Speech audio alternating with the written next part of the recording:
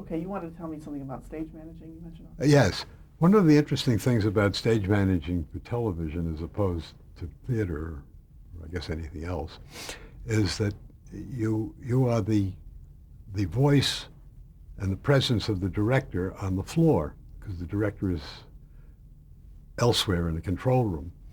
And so you're relaying his wishes and so forth. And part of stage managing is anticipating, and anticipating what he's going to say and what he's going to want, and trying to be there ahead of him. And particularly in setting up commercials, a lot of commercials are inanimate objects, products put on tables and stuff like that. And I found that you could develop a sense of how things should be. I used to be able to set up shots on the floor and they wouldn't have to change them when they saw them on camera, because you just learn how to do that after a while.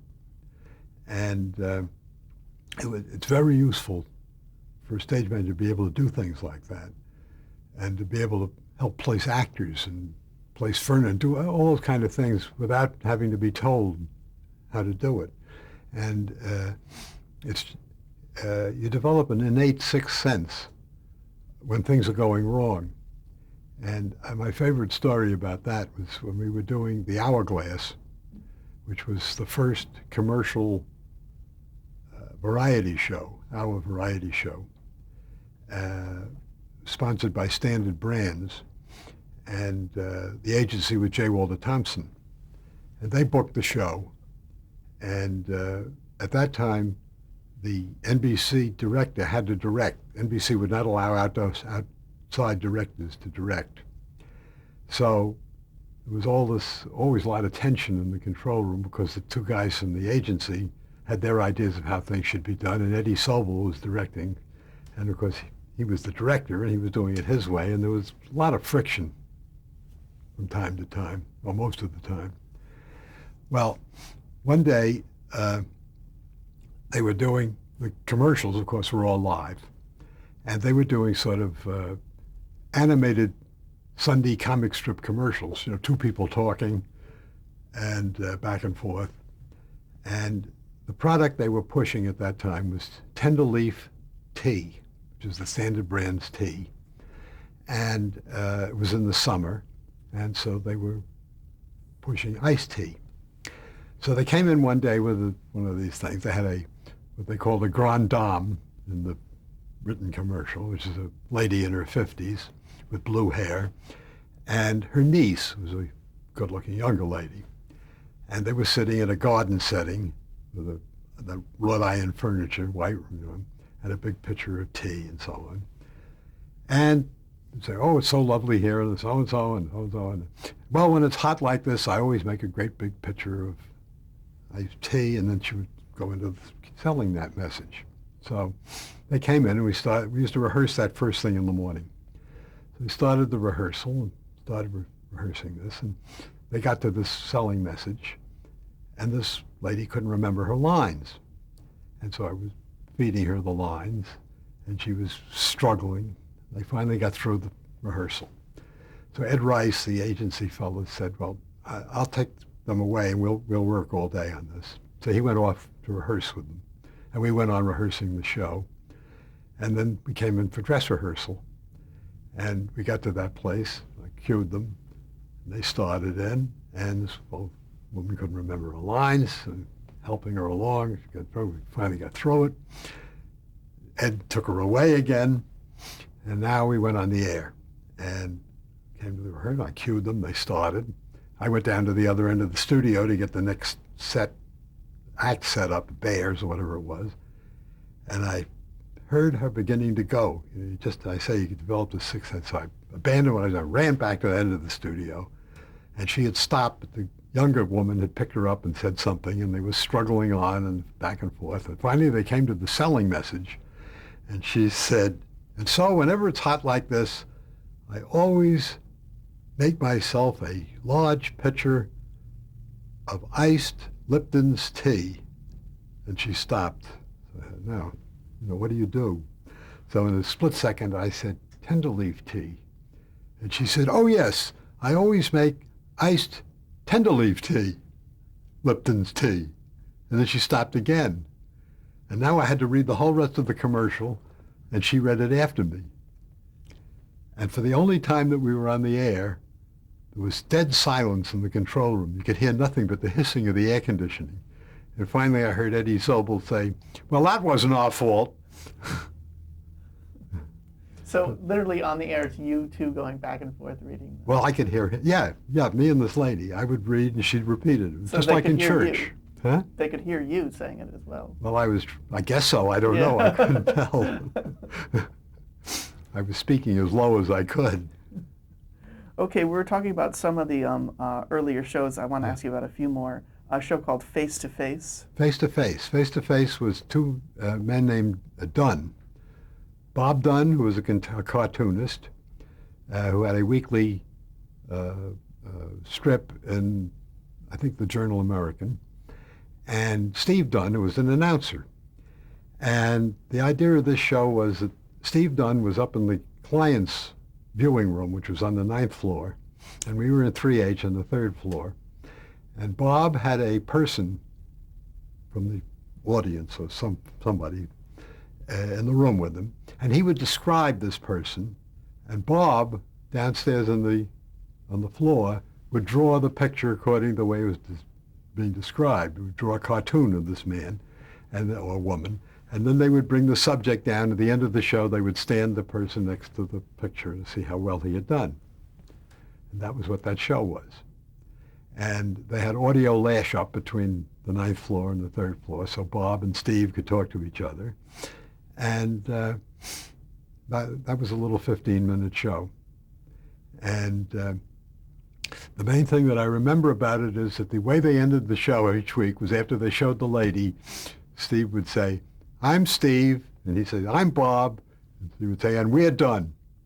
And that was the end of the show. That's cute.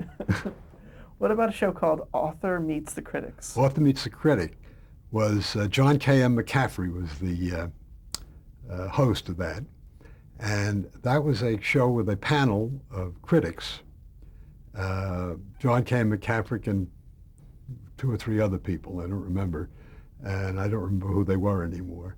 And they would bring in authors whose books were published, and they would discuss the book with them and criticize it and ask them questions and why did you write it this way and what does this mean and stuff like that. And it was quite an erudite show, and it ran for quite a long time. What about Geographically Speaking? I don't really remember that. With Mrs. Carveth Wells? I never did. Oh yeah, Mrs. Carveth Wells. Oh, I remember her. I didn't know that was the title of it. That was a little 10-minute filler piece that we used to do. She used to show up. We used to have programs called In Town Tonight where they do interviews with people, whoever happened to be there. And she would show up on that from time to time whenever we needed a filler. She and her husband had traveled a lot, and they had a lot of travel film, which she used to show. And that's what she was. And they would just talk about places around the world. The funny thing about her was that she had a parrot, or a minor bird. It was a minor bird. And she would always bring the minor bird in, and the minor bird would talk to her. And she would talk to the minor bird. That was her trademark. You did a show with Edgar Bergen. Yes. What do you recall about that? Edgar Bergen wanted to do a show to get his feet wet in television, to find out how he could do it and how it would work and whether it would work for him. I don't remember whether it was sponsored or not. I somehow think it wasn't. And so he brought in the dummies and sketches, and his wife also was on the show with him, a lovely woman. And we did that show, and I stage managed. And it went very uneventfully, and it was really good. He was marvelous. He was very nice to work with, although he was very nervous and abstracted during this because it was a big pressure on him. But he did it wonderfully well. The only thing that I remember about it vividly was the fact that he had several Charlie McCarthy figures with different clothes on them, so that he could appear in different clothes without actually having to change clothes. He would just change the head and move the head from one body to the other. And it was very weird both to see the head lying there by itself, or these bodies without heads on them. Because the character was so real that it gave you a slightly eerie feeling to see that lying around in the studio. Now, ordinarily, he didn't do that. He was very careful about not exposing that. But here there was no audience, and because everything was so fast, he had to do that to some extent. I want to ask you to briefly describe how NBC was doing sports and news in these days. Yes. Well, they had a remote unit. The remote unit, the man in charge of that was a fellow named Bert Crotty, C-R-O-T-T-Y. And they would take the remote unit to various places. They used to do all the Giant games. I know when I first went there, so I became a Giant fan at that time. And they did that with 3 cameras placed around strategic places. One was behind home plate, one back at first base, and one back at third base. And they would cover the games. Would you work these shows, or you just saw it one day? I generally didn't. I was an inside man. There were other people there was a stage manager who would go with those shows. And for the sports, this was the Gillette shows? Yes. Gillette sponsored this Friday Night Fights. That was another remote. We used to bring the cameras over to to Madison Square Garden. And the guy who was doing that was sick one week, so I was sent over to cover that. And boy, did I dislike that. It was awful. Was it, how many cameras again? They had 3 cameras for that, too. And where were they? One was ringside, the other 2 were back further. They were all on the same sides, as I recall, so that you didn't shoot around, because you'd disorient people if you shot around. And what about news? News? The news was the main news. The only news that we had was a 15-minute newscast at 7:45, and it was sustaining at first. Oh, and then we used to do news at the end of the day too, in the very early days, and that was just done by an announcer who'd come in and read news. One night the guy would sit at a desk and just read the news. One night we got in the middle of the show, it was a 5-minute or 10-minute show, and he got a frog in his throat, and he couldn't speak. He started coughing and choking, and finally he got up and walked out. And I was stage managing, and I was, in my old shirt and my stuff hanging and everything. So I walked in, sat down at the desk, and read the news. Read the rest of the news. Never got any mail. Didn't get any offers of jobs. Nothing. I wanted to talk a little bit about the scheduling of those dramatic shows. Yes. Was it regular on Sunday night? Yes, that was our Sunday night show. And what time? Every Sunday night it was on at 8 o'clock. Those shows like Live Spirit? Pardon me? It was those shows, that Live Spirit and all those shows were done on that Sunday night schedule? No. Lights Out? No, Lights Out was not one of the Sunday night shows. That was a half-hour show. That came during the week. For those Sunday night shows, the 1-hour show, how long were the rehearsals? Well, they were not only 1-hour shows. They were 1 hour, 2 hour. It didn't matter what they were at that time. It wasn't until Philco came in that it became an hour, a regular hour. Can you talk a little bit about how much rehearsal time you had for those? Yes, we used to rehearse 2 weeks. We would do a week in the rehearsal studio, and then there were 2 days on camera. In the early days, we used to do the 2 week. We would do 5 days one week and 2 or 3 days the next week, and then go on camera. The rehearsals were longer because many of the shows were longer then. But when Philco came in, it was done on a 8-day schedule. We were talking a little bit about that show Hourglass, and I wanted to get some more details. Yeah. First of all, why was it called Hourglass? It was just an hour, because it was an hour show. That's all. And we used that was the symbol of the show, and it had an hourglass. At the beginning of the show, it was full of sand. At the end of the show, the sand had all run to the other end. Oh, they would show that at the end of the Yeah. show? That's great. And you said J. Walter Thompson was the sponsor? J. Walter Thompson was the agency, and Standard Brands was the sponsor. Mm-hmm. And what was the relationship between those two in television, the sponsor and the agent? Well, same as in radio, or always the agency dug up the show. Well, it was different for every client and every agency, but generally speaking, the agencies would find the shows and sell them to the client, and the agency would produce the commercials under the supervision of the client, and that's the way it worked. The client paid, the agency got a commission. Who was Helen Parrish? Helen Parrish was a movie actress. Her brother, Robert Parrish, was quite a prominent director, a film director in the 30s, and I guess into the 40s. And he incidentally wrote two wonderful books, one in particular called Growing Up in Hollywood. And if you're at all interested in early Hollywood, I would recommend you get a copy of that. It's a marvelous book. Helen had been in films and had had a modest career. She played, I guess the top of her career, she played Deanna Durbin's sister in the 2 or 3 pictures about 3 smart girls and 3 smart girls grow up and whatever that was. And she came east to do this show. And she was the Ed Sullivan of the show. She was introduced all the acts and all that. And so she anticipated Ed Sullivan. She was much prettier than he was, too. And she was a very, very nice woman. And she was, I guess, the first movie star that we had who was on television. And how did she come across on TV? Oh, very well.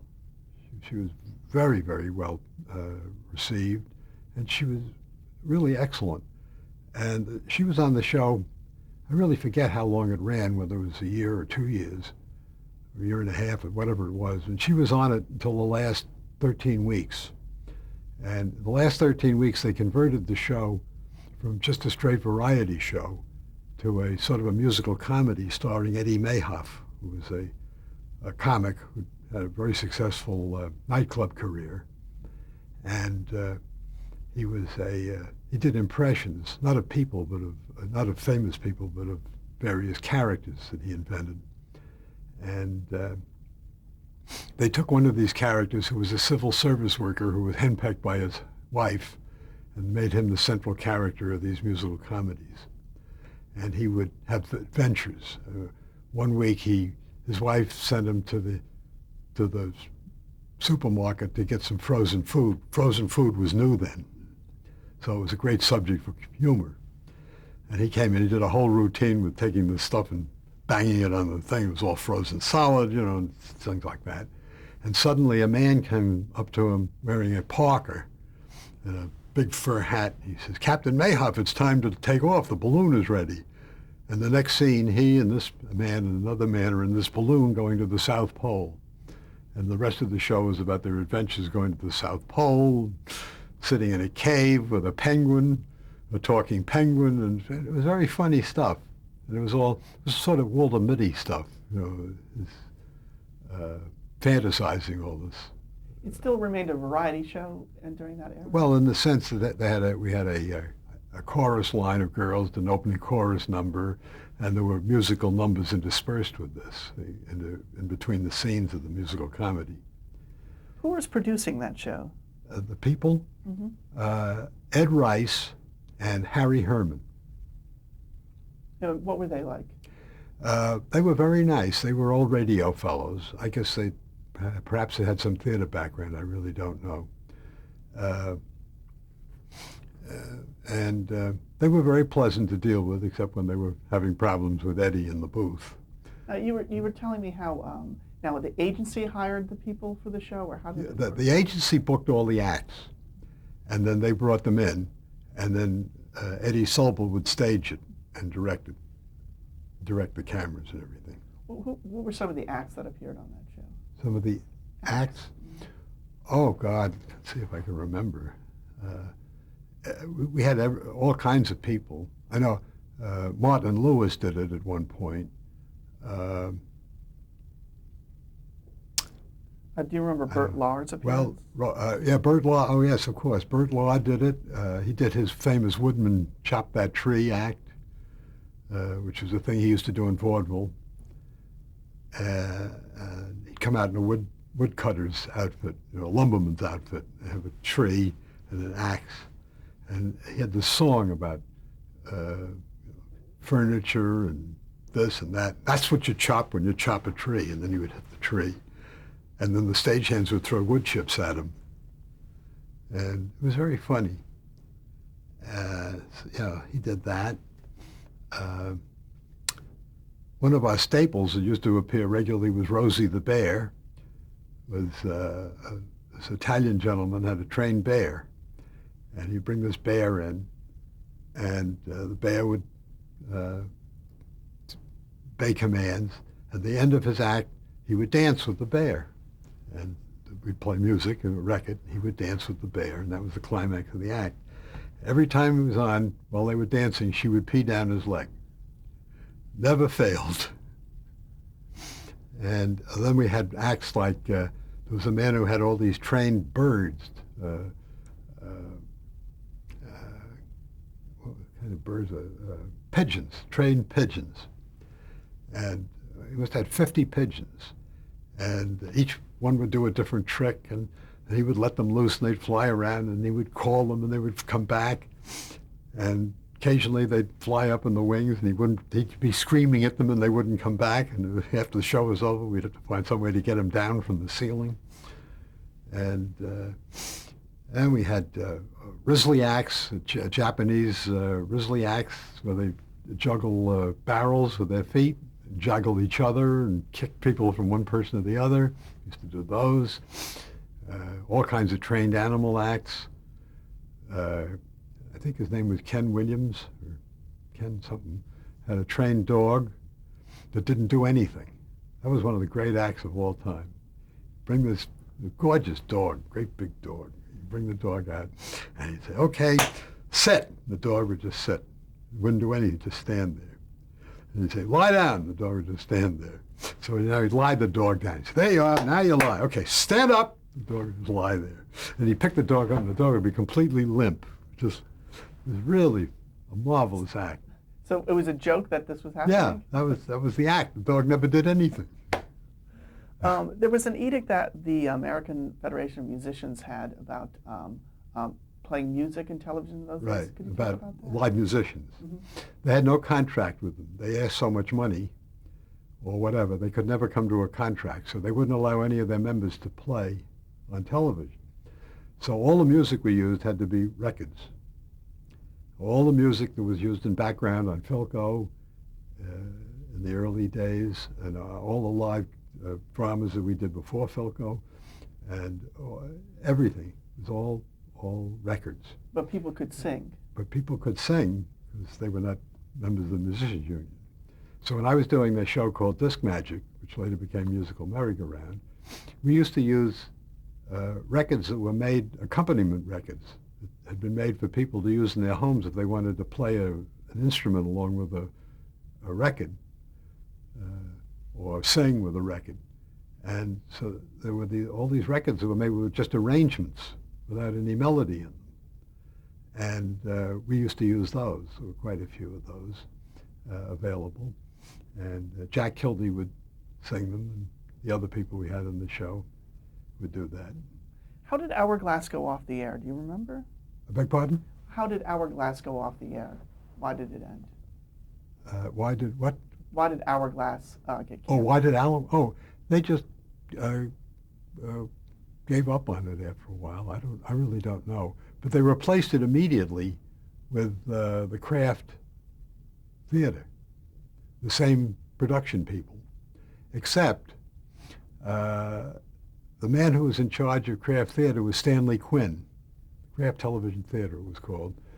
And Stanley Quinn was a young man who, I think he was married to one of the executives of J. Walter Thompson's daughter. And he had been working for J. Walter Thompson in Australia. And he came back and they put him in television, and they made him the producer and director of the Kraft Television Theater. And he had zero experience. I mean, you talk about on-the-job training. And he came in, and I was assigned, and this was the first time that NBC allowed an outside director to direct. So they had insisted on that in exchange for bringing the show in. And I was assigned as the NBC contact and as stage manager. So I stage managed for him for quite a while. The first 13 or 26 weeks, I don't remember anymore how long, but it was quite a while. And so I was with him all during rehearsals and on the air and everything. And I did for him just what I had done for Fred and the others. And it took him a little while, but he became very, very expert.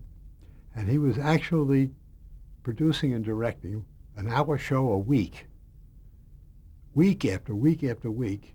And he did that for 2 or 3 years before they brought in other directors to give him relief. It was a remarkable thing to do. For Kraft, can you talk a little bit about the commercials that were done for that show? Yes, the commercials on Kraft were all demonstration commercials. They had a lady who was a home economist that they hired, and she would come in and prepare the food, and they were voiceover. Ed Hurley was the announcer, and they were all voiceover with a demonstration of how to prepare a salad using Kraft Miracle Whip and such things. And the only thing that was weird about it was that in those days there were very, very, it was a shibboleth that you had to color correct things because black and white didn't show things normally, whatever that meant. I never really understood this, but so everything was color corrected. And so they would bring in this food, and she would dye it different colors to make it look more like itself. And the climax of this for us came, we used to rehearse those first thing in the morning, and we came in one day and they were doing a shrimp salad, and she had dyed the shrimp blue. And she started working with them. When the lights hit it, they began to smell. And the smell of and looking at these blue shrimp, which were disgusting to look at in the first place, it was all we could do to keep from upchucking and running out of the studio. It was awful. But that's what they did. I later found out when I began doing commercials that was all hooey and it didn't make any difference at all. When I went to work for Old Gold, they used to have all these color-corrected packs that they spent all this money having photographed. You get a pack of Old Gold filters that was all black and white instead of. I found you put the color of the regular pack on, it looked better. I stopped using all that stuff. We're at the end of our tape here.